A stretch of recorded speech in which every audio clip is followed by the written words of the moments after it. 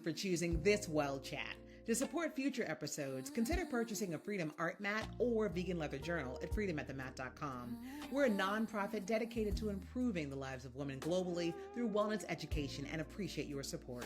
Now, on to the conversation. This video is for informational purposes only and is not a substitute for medical advice, diagnosis, or treatment plan for you. The views expressed are those of the speaker and do not necessarily reflect those of Freedom at the Mat. We are not liable for any results for elective actions you take after consuming this content. Hey everybody, it's Olivia with Freedom at the Mat. So today we have something different we're doing. I am expanding my own consciousness and my own knowledge around an area that I know very little about. We're going to talk about being bold today and potentially doing things that we've never done before, but in a safe way.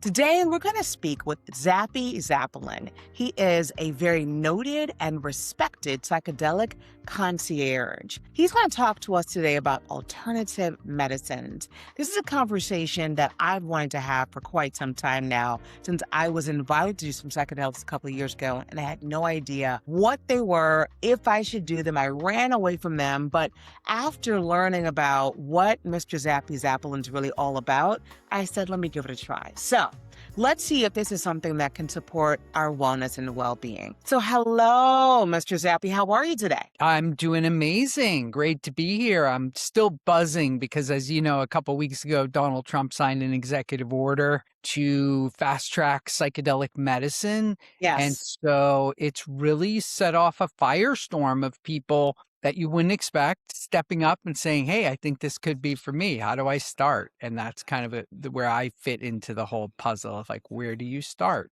So, one, I'm happy because, we are very specific about supporting women, especially Black women, making informed choices about their mental, emotional, and spiritual health. So tell us, first of all, what first drew you to psychedelics and alternative medicines? I had a really great psychedelic experience when I was younger as a young person, and it really informed a lot of my life later on. And it was basically, to describe it, it was sort of like I had done some psychedelics. I looked at my hand and I could see that it was trillions of atoms and they were just vibrating at this certain frequency.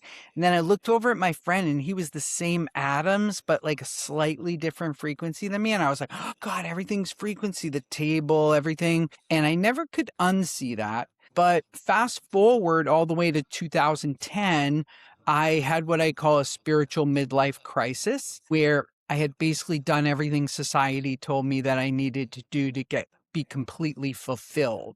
Go to school, get a job, have a family, make money, be a philanthropist. You'll be totally fulfilled. And I did it. I made millions of dollars. I gave money away. And I was sitting there and it's like, oh, you know what? I'm not fulfilled. I'm like having some good times, but I don't even know what I'm doing here. And I realized that I was going to have to go back inside of myself to get some answers and some healing. And I wound up sitting with a shaman in Peru, drinking ayahuasca, which is a vine that grows in the rainforest. It was a transformational experience. I made a movie with Michelle Rodriguez, the actress from Fast and Furious, is in that movie with me. We went down and sat with that shaman and we made a movie about our experience. And that one is on YouTube. It's been seen by 25 million times. It's on Amazon Prime. Said to have caused over 1 million people to have a psychedelic experience. And so that was what really drew me in, because I got so many answers and so much healing in that. I was like, oh my God, I got to tell everybody. So fast forward to 2019, somebody came to a screening of that movie and they came up to me after and they're like, hey, I'm friends with Lamar Odom, the basketball player, Kardashian. Would you talk to him about psychedelic medicine? Because I think he could really benefit from it. And wound up doing a psychedelic intervention for him that he let me film. And one of the things that really struck me, and I want to say this to your audience, is that Lamar told me that at the time, he said, he's like, I always was told that these psychedelic medicines were not for me because I'm an African American. And he's like, and I was always told that if something happens and it goes bad, you could get shot by the police, you could be put in a mental institution where, from an equity standpoint, it's not the same. If some, white person has a freak out or something, the whole community is going to be like, oh my God, he's, I hope he gets some good therapy and we're all behind him and everything. And so you see that stark contrast. And Lamar was told, do not do this. And it was really only till he was in crisis that he was like, okay, tried everything else. Let me try this. And it changed his life. So that leads right into my question. Like, what do you think that alternative medicines and psychedelics can offer that the traditional approaches sometimes cannot? Because you say you tried everything. And I've heard Yeah. one of your other interviews, people, they tried everything and they Yeah. finally resorted to this. So what is it they're seeking that they're not getting from other, like even like pharma, that makes them say, I've got to try this? Yeah. So, I mean, most medications that you take that are pharma, you take them every day. They build up in your system. They change your brain chemistry. They have horrible side effects, suicidal thoughts, weight gain, loss of libido, horrible, and all you're trying to do is feel better.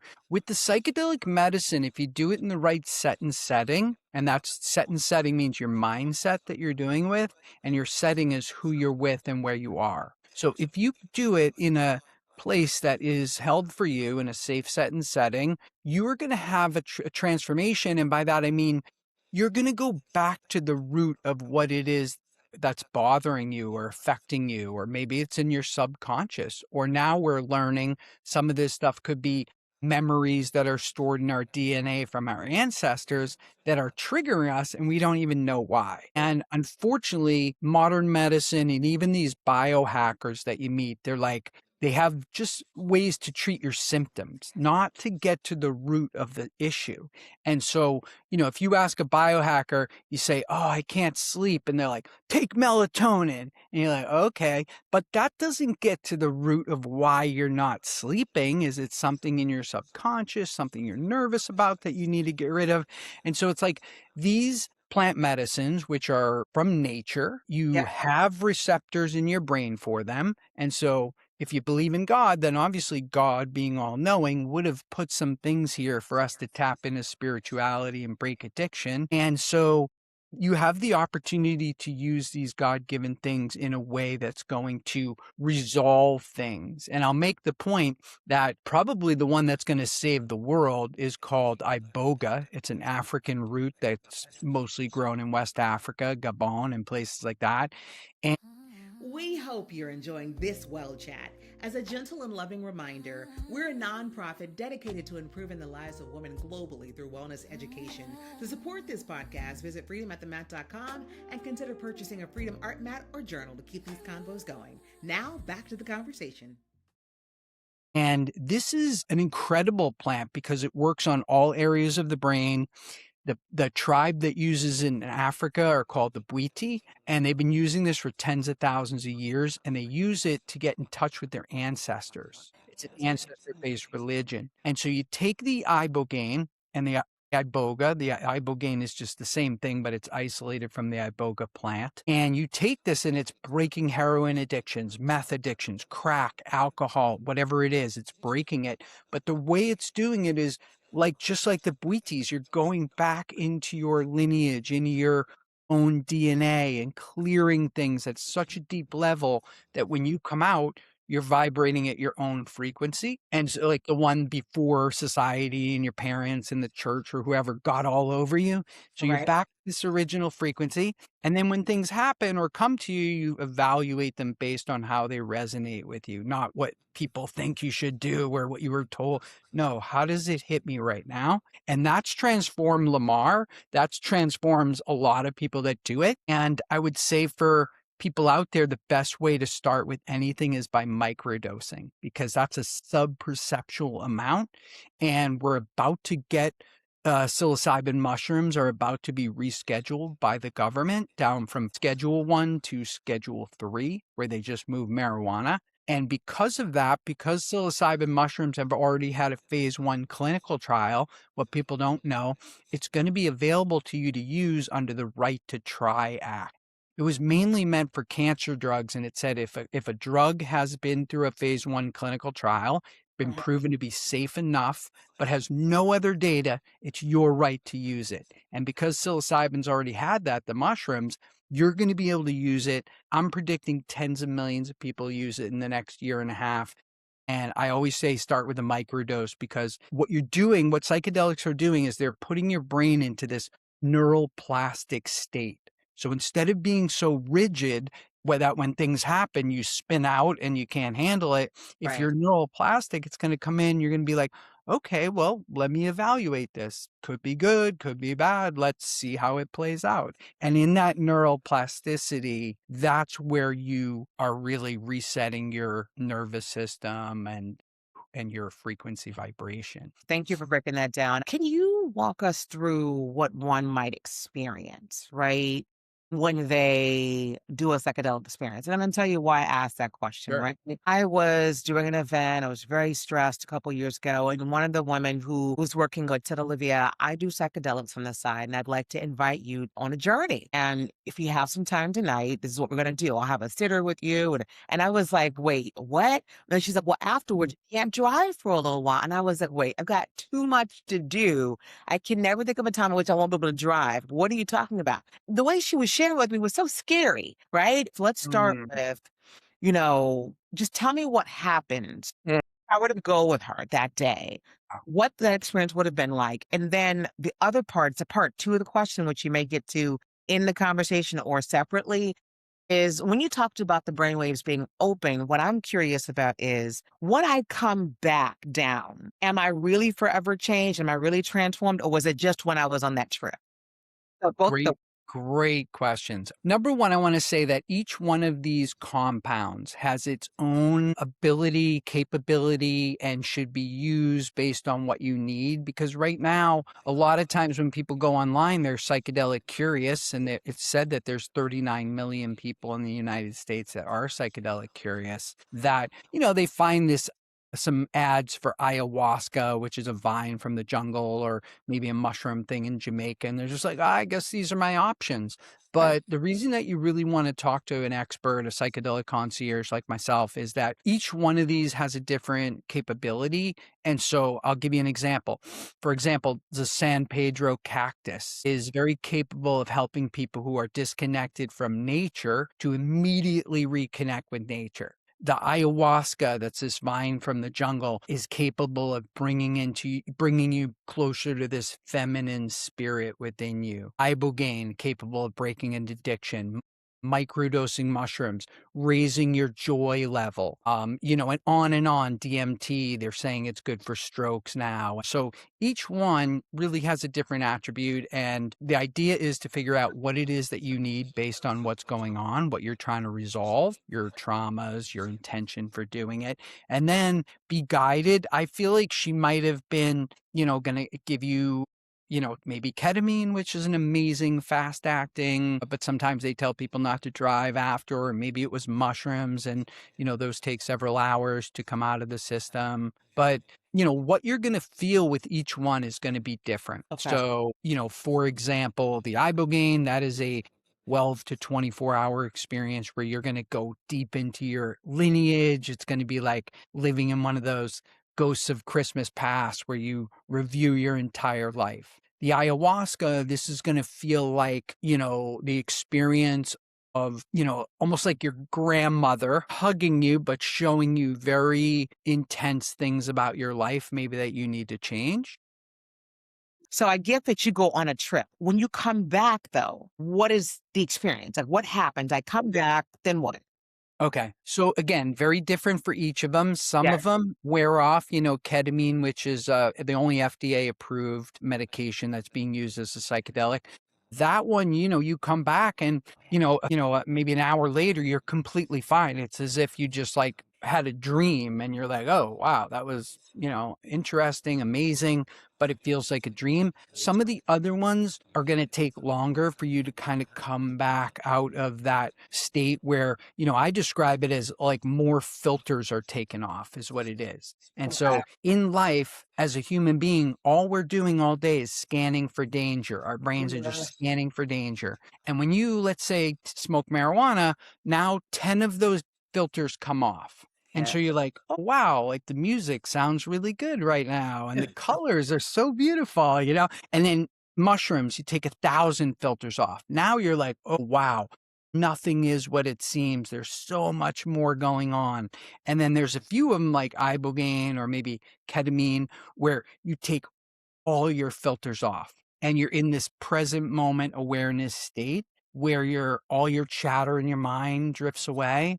And now you're able to, really look at things just from, your own vantage point, not all of this noise. And so, how you come out if you're in the right set and setting and you're with the right people, they're going to guide you out of this process, kind of back into your body, get you going, go out into nature. But what across the board happens in almost every case is that you come back out, but as a little bit of time goes by, the next day, for the next few weeks, the next few months, depending on what you did, you are going to be in a more neuroplastic state where when good things or bad things come and hit you, because most people have a pattern running in their brain, and it may be their own, it may be their ancestors, whatever it is, could be trauma, but they have these patterns. They're like, nobody loves me, it's not going to work out, I'm a failure, blah, blah, blah. And so even something good happens to them, it comes into that pattern and it's like, oh, that's not going to work out. And, you're no better off. When somebody is in a neuroplastic state, as I said, some things come into their consciousness and they're not reacting to it, because what the science is showing that when the psychedelics, part of what they're doing is they're growing new neural pathways in the brain around trauma and depression, fixing some of these broken ones. Maybe drugs broke it or injury or something. But in this situation, you're growing new neural pathways. And those new neural pathways, if you work at yourself and on your situation after these experiences, you actually have this new, fresh powder snow to work with. So it's not as rigid as like trying to ski down ice all the time. It's the same path, where here you've got a fresh consciousness of, I'm here in the present moment, I'm going into the future. And so it can be very, very easy. And everybody, this is definitely, we are not endorsing that you do this. This is not an endorsement for Freedom at the Mat.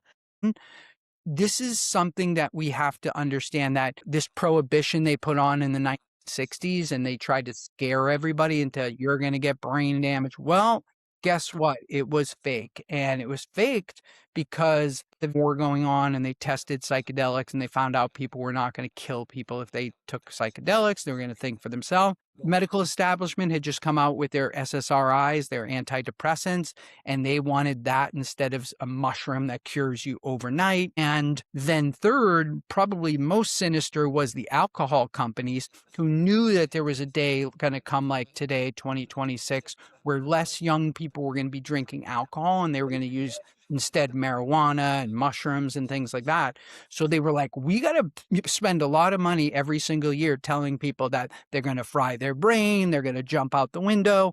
But the reality is, give ketamine for an example. This is an FDA-approved medication that's been shown to be 70% effective for even treatment-resistant depression. And the science says that every time you do it, it grows new neural pathways in your brain. And what could your benefit be? Well, and I know our women, including myself, we're very some of us are more conservative. And also, many of us are going to do the research to really figure out, does this suit us well? And this may be a question that's better suited for a doctor, medical professional. But to the extent that do you know if there are any specific conditions or situations where you would tell a person to seek more medical counsel or avoid psychedelic use altogether? Like, for instance, if they've got blood pressure issues, or they have diabetes, or they have any ongoing, and they may have HIV, any current issues where you're like, you know what, if you have that particular disease, stay away. Obviously, everybody is different, and everybody has to, get aware of their own conditions and things. The fact is, most doctors don't even really know about nutrition, which could solve 80% of the problems that they're working on. So why would I think that they know about psychedelic medicine, plant medicine? They don't. The people that know about it, Johns Hopkins, Yale, University of California, San Francisco, all of these types of institutions, these are the ones that you need to research. Do not go to your local, internal medicine doctor and be like, hey, should I integrate psychedelic medicine? They're going to be like, oh, the evidence isn't in. It's an FDA. It's on Schedule 1. It's too dangerous for you. And I say to those people, okay, let me ask you this. If Schedule 1, where all the psychedelic medicines are placed right now, which is the same schedule of illegality as heroin, crack, meth, cocaine, all those. It's on there. And the definition of Schedule 1 is no medical benefit and highly addictive. Okay. Okay. So they're on that list. And now finally, they're going to be moved because there is medical value. And these are some of the least addictive things on planet Earth. They are not the kind of things that people abuse. But I would ask those people, I say to them, okay, if that's the case, then why aren't cigarettes on Schedule 1? They have no medical benefit and they're killing millions of people. So why aren't they on there? Obviously, it's a bunch of bullshit. And I'm not going to sit here in 2026 after a pandemic and a mental health crisis with suicide and addiction ravaging the country and be like, I'm going to wait around for my local doctor to figure this out. No way. I'm not going to lose people that I care about. I would rather listen to Johns Hopkins, Yale, and those people on this. Okay. All right. So there are some medical providers, like researchers, that we can look to. Because I think, I'll speak for myself. This all sounds interesting, but I'm still going to want to know before I take my precious body, my vessel, my brain, and then explore. Right. So I'm going to want to get more research, but I value that. I want to tell you something interesting because I saw Tony Robbins, that a lot of people know and trust and love. He was on a podcast, the Patrick Bet-David podcast recently. And Patrick Bet-David, who's a very straight edge guy, said to Tony, what do you think is what have you seen that's the most successful for PTSD and depression? And Tony Robbins said, the Johns Hopkins study on psilocybin mushrooms was over 60% showed that the people were cured. They would no longer had the symptoms of PTSD or depression. They no longer scored for that. And so Tony Robbins said, well, what I did was, because that research was from a while ago, he's like, I redid the study with my own people, my own money. I redid it. And guess what? My results were that psilocybin mushrooms for anxiety, depression were over 80% effective for people. So, when you hear this, you have to really consider right now, post-pandemic, whether you're prepared to either go back to what we used to do, which was talk therapy, antidepressants, drinking alcohol, or you're going to step forward into a psychedelic medicine. And I would definitely say start small. You can microdose. Final question is for our listener who is like, okay, I think I'm going to try it. I actually am kind of curious. I'll do some more research. I'm going to read the John Hopkins report. I'm going to do some more research. But what would you want her first step to be as a psychedelic concierge? I mean, you've been very clear, microdose, but specifically, where would she go? How much would she have to budget for this? Like, how much do these things cost? Yeah. So the good news is that when the government doesn't have their hand in it, it's very cost effective, meaning mushrooms, when those are legal and you don't have to look over your shoulder. I could grow enough mushrooms just in this room to take care of the state of Florida. It's not like growing cannabis or something like that. It's very cost effective. I mean, within communities, there's going to be groups that are growing mushrooms and handing those out as microdoses or to triage serious mental health conditions, and they're extremely inexpensive. It costs next to nothing. The way it gets costly is that in states like Oregon and places like that, they mandate that you have to do it at a center with somebody watching you, and it winds up costing, thousands of dollars for this thing that's costs I don't know, 10 cents, so, it's very important that you do your research and try to find a psychedelic concierge. Check out psychedelicconcierge.com. Find somebody who can help you to source medicine properly, who can show you, how to start out, what the regimens are, because this is real healing. I mean, this is, the reason that Trump had this Saturday morning press conference and moved these things forward and gotten hundreds of millions of dollars for research from the government has to do with these are the only things that really work. The other stuff that we've tried in the past was just a Band-Aid, and these go to the heart of resolving things so that you can live your best life possible. And you can be, I would say my number one thing that a psychedelic journey does for me is it reconnects me to the fact that I'm in a miracle right now. Okay. I have, a 3D super suit so I can taste chocolate and feel love and all these amazing things. And so you get kind of jaded when you're just living everyday life. You're like, oh, nothing special is happening. And you don't realize that you're in a miracle. You are, I don't know, say the sun is 93 million miles away, so we can have an atmosphere on the earth and breathe. I'm talking on my phone in real-time video to China. I mean, this is like miracle stuff, but people are a little jaded. So when you do psychedelic medicine, you come back into your super suit, you go, oh my God, I'm so lucky to have this thing. Okay, I'm gonna enjoy it right now. And you go about your life enjoying it more. And I would say that, the goal of life, the individual goal of life is to know yourself. And if you're trying to find that outside in some type of thing that you reach or get, you'll never find it. But when you go inside yourself, it's right there, and you can heal yourself and, just have a better life. So it's an aid for you because I'm a yoga instructor as well, and I spend a lot of time journaling. I spend a lot of time in my head. And to your point, when you spend a lot of time doing self-care and in your head, there's a lot of rumination, and that rumination can just be like the negative self-talk on loop. So this, it sounds like, is an option that'll help you go deeper into yourself, but it will also break some of those neural pathways that are just doing like negative, or not neural Yeah. pathways, but the negative thinking patterns. It's going to break some of those patterns. You nailed it. And, to your point, anybody who's can do yoga and breathing, learn some breathing and meditation. I mean, that's going to make your life better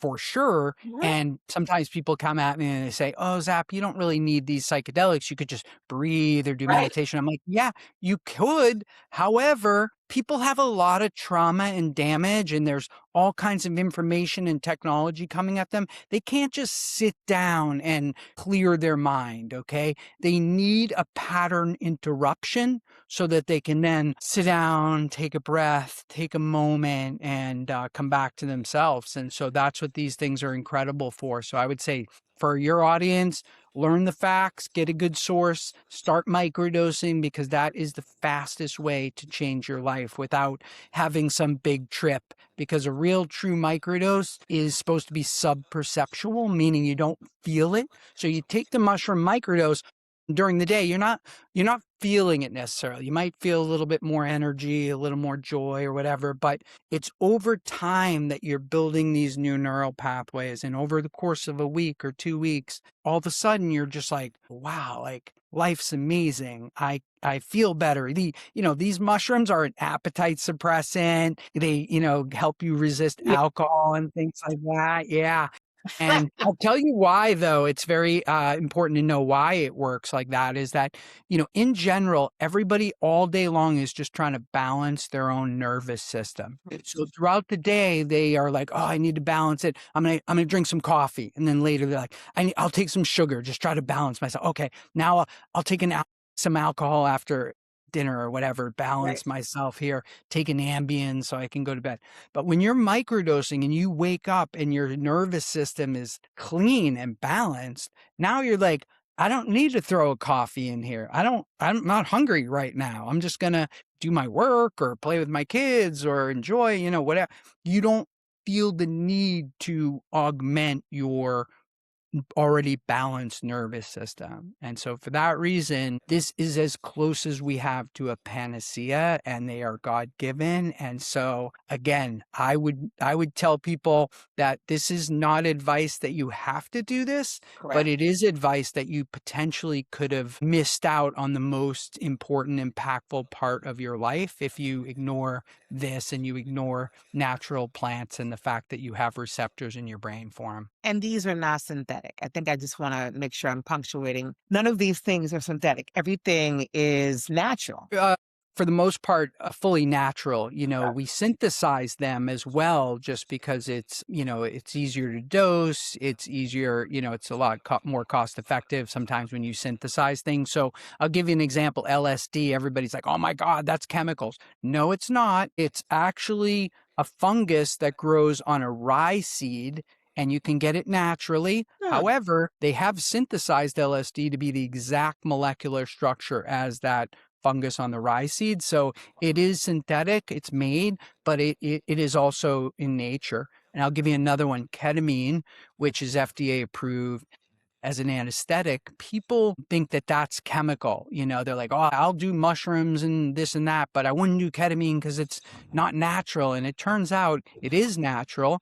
They take some salts and some minerals and they process those salts and it becomes this new microketamine crystal. So where you think all these things some of these things are not natural, their original source is in nature, and they're in some cases being duplicated. In some cases, they're even being modified so that, the trip could be shorter, or you have no psychedelic experience, or, whatever it is, they're modifying it. I don't think that, you need to be so worried about. Most of them are natural, but even the ones that aren't, even the things like aspirin and all these drugs, they come from plants. They're originally from plants. And I think that, the closer you can get to a natural, it's like a mushroom that's just like sitting there. That's amazing because it really, is from nature, and that's really beautiful. However, ayahuasca that people talk about, this vine that grows in the rainforest. When you make ayahuasca, you have to take the vine of one plant and the leaf of another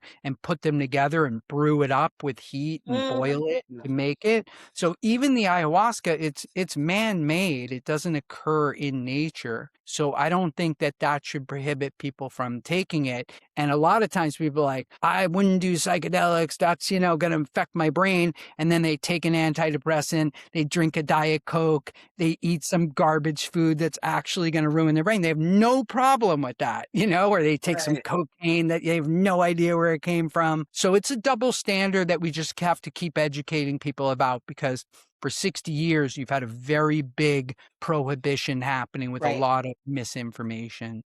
Get knowledgeable, but don't resist this, because this is your God-given right. And I even said to Lamar, I said, you're an African-American guy, and here's this African root, iboga. I'm like, maybe you're supposed to be having this. Maybe you're just cut off from it culturally because of society. But who are they to say that you shouldn't have this African plant? It's bogus. And I'm not going to, now that we understand the science of these things, we can be, that's why they're being fast tracked at the FDA, and the whole government's behind it. Because the reason they're behind it right now is that they don't have any other solution. They can't go back to the talk therapy and the antidepressants. Not working. Mental health. Yeah, because there is a national mental health crisis following what happened with COVID. And I think we're all spiraling from it. We're seeing it with so much of the random crimes that are happening, a lot of femicide that is happening in our country as well. I mean, femicide's been happening globally for a while and here, but it seems like it's really been increasing. So